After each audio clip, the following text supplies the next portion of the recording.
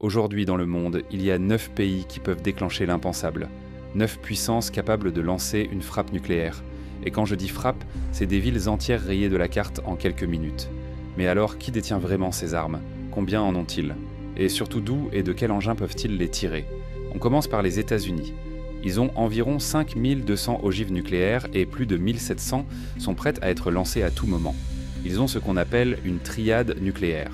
Ça veut dire qu'ils peuvent frapper depuis la terre, la mer et les airs. Au sol, ils utilisent des missiles intercontinentaux, les ICBM, stockés dans des silos enterrés ultra sécurisés, un peu partout dans le pays. En mer, leurs sous-marins nucléaires de classe Ohio peuvent lancer des missiles Trident II depuis n'importe où dans l'océan.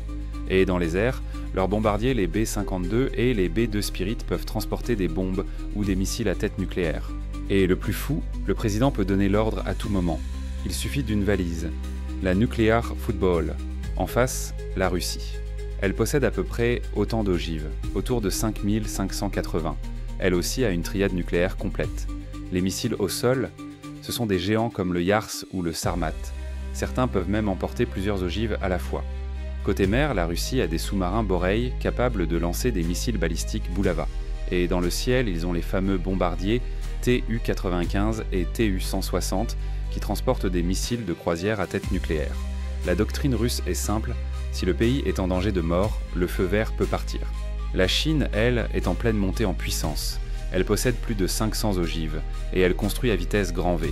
Elle a des missiles balistiques comme le DF-41, capables de frapper les États-Unis. Des sous-marins classe Jin équipés de missiles nucléaires JL-2, et des bombardiers H-6 modernisés pour pouvoir lancer des frappes nucléaires depuis les airs. Pékin dit qu'elle ne tirera jamais en premier, mais vu la vitesse à laquelle elle renforce ses capacités, il y a de quoi réfléchir. La France, elle, fait partie des grandes puissances nucléaires. Elle a environ 290 ogives et elle mise tout sur la mer et l'air. Elle dispose de 4 sous-marins nucléaires lanceurs d'engins appelés SNLE, armés de missiles M51 capables de frapper à plus de 8000 km. Et dans les airs, les Rafales peuvent emporter un missile nucléaire supersonique, la SMPA. Il va à plus de Mach 3. Pas de missile au sol ici, mais une dissuasion jugée suffisante, pour riposter fort si besoin. Le Royaume-Uni, lui, fait plus simple, que de la mer. Il possède environ 225 ogives, toutes embarquées sur ses 4 sous-marins nucléaires de classe Vanguard. Ces sous-marins sont équipés de missiles Trident II fournis par les États-Unis. Et ce qui est fou, c'est que chaque commandant de sous-marin a une lettre écrite à la main par le Premier ministre, avec les consignes à suivre en cas de guerre nucléaire. L'Inde, de son côté, développe sa propre triade. Elle aurait environ 170 ogives aujourd'hui. Elle possède des missiles balistiques comme les Agni 4 et 5 qui peuvent frapper très loin. Un sous-marin nucléaire lanceur d'engins l'Ariane avec des missiles K-15 et des avions comme les Mirage 2000 ou les Su-30 modifiés pour porter des bombes nucléaires. Officiellement, l'Inde dit qu'elle ne frappera jamais en premier, sauf si elle est attaquée. Le Pakistan, c'est un peu le miroir de l'Inde. Environ 170 ogives là aussi. Des missiles balistiques comme le Shahin 2 ou l'Ababel, capables de frapper des grandes villes indiennes. Et des avions de chasse comme les Mirage 3, modifiés pour pouvoir emporter des charges nucléaires. Leur doctrine est plus agressive. Si le pays est en danger, ils peuvent être les premiers à tirer. Israël, c'est la force du silence.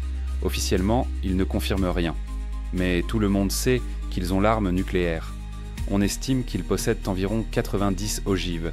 Ils auraient des missiles balistiques appelés Jericho, qui peuvent atteindre des cibles comme l'Iran. Des sous-marins allemands, les Dolphin, modifiés pour tirer des missiles nucléaires depuis la mer, et des avions F-15 ou F-16 capables de mener une frappe nucléaire. Ils gardent le flou. Pas de déclaration, pas de menace directe. C'est ce qu'on appelle la dissuasion ambiguë. Et franchement, ça marche. Et pour finir, la Corée du Nord. Un petit arsenal, mais qui fait trembler. Elle aurait entre 30 et 50 ogives, mais personne ne sait vraiment. Elle a développé des missiles Hwasong, capables en théorie d'atteindre les États-Unis. Et elle teste aussi des lancements depuis des sous-marins. Chez eux, le nucléaire, c'est autant une arme qu'un outil politique. C'est ce qui leur donne du poids à la table des négociations. 9 pays, des milliers d'ogives, et un seul ordre, un seul clic, pour changer l'histoire à jamais. Si ce genre de vidéo t'intéresse, abonne-toi et active la cloche.